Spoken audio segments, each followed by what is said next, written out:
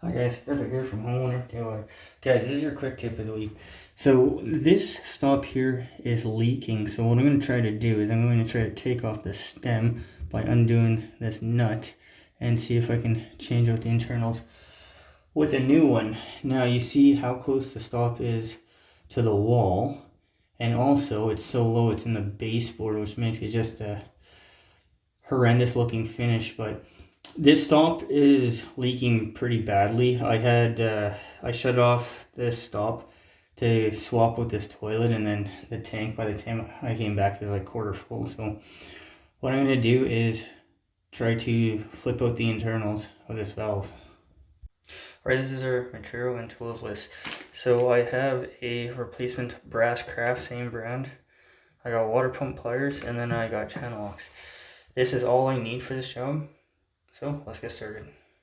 Alright, so the first thing that we need to do before we can disassemble our stop is we need to shut off water. So this is the main water. It comes into the house from there. So now we can go and work on our stop. Alright, with the channel locks, I'm going to try to hold the valve in place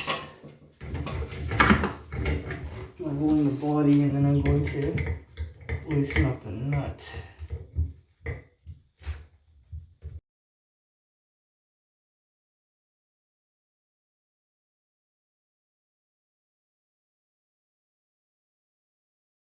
Okay, so this is the washer that's leaking. This is the nut.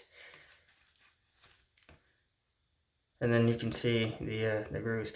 So what I'm going to try to do is just flip this out with a brand new valve that is also brass craft. Okay, so this is our nut. So we're going to hold it like that, and then we're going to loosen off the other nut. Okay, so we compared the two. They look about the same. So we'll put the new one on. Or I realize that these are not the same. This only has one thread, this has more. So what I'm going to try to do is I'm going to try to just take off the rubber here and then flip it over to this one.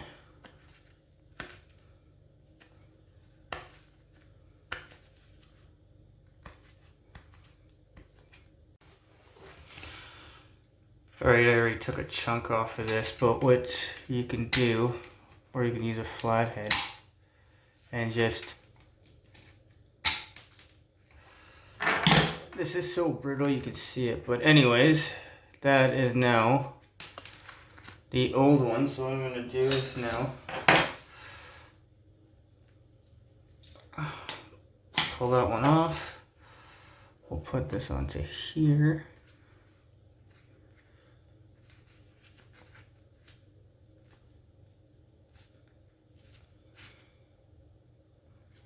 Okay, our new one is on. Now we'll put this back onto the valve. Alright, so we'll screw on the original.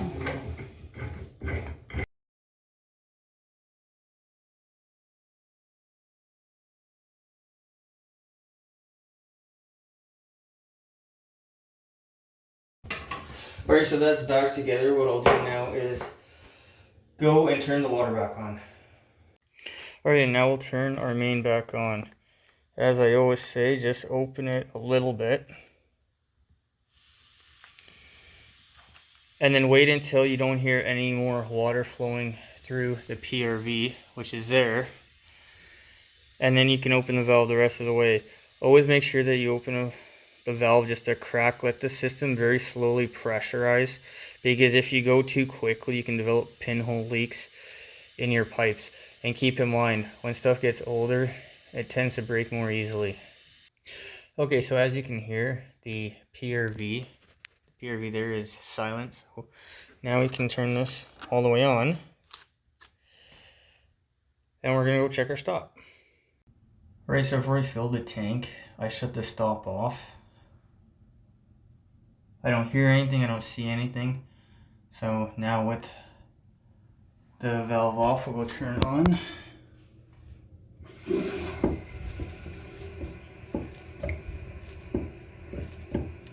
And guys, with these that continually spin, go all the way out and then go a quarter turn back in, just so the back of the washer doesn't seize to the body of the handle.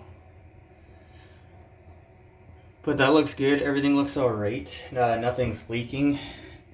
This stop is now once again holding tight. So guys, one thing to keep in mind, because this is a compression here, do your absolute best not to spin the body, because if you do, this can start leaking and then you're hooped and you have to replace it with a new one.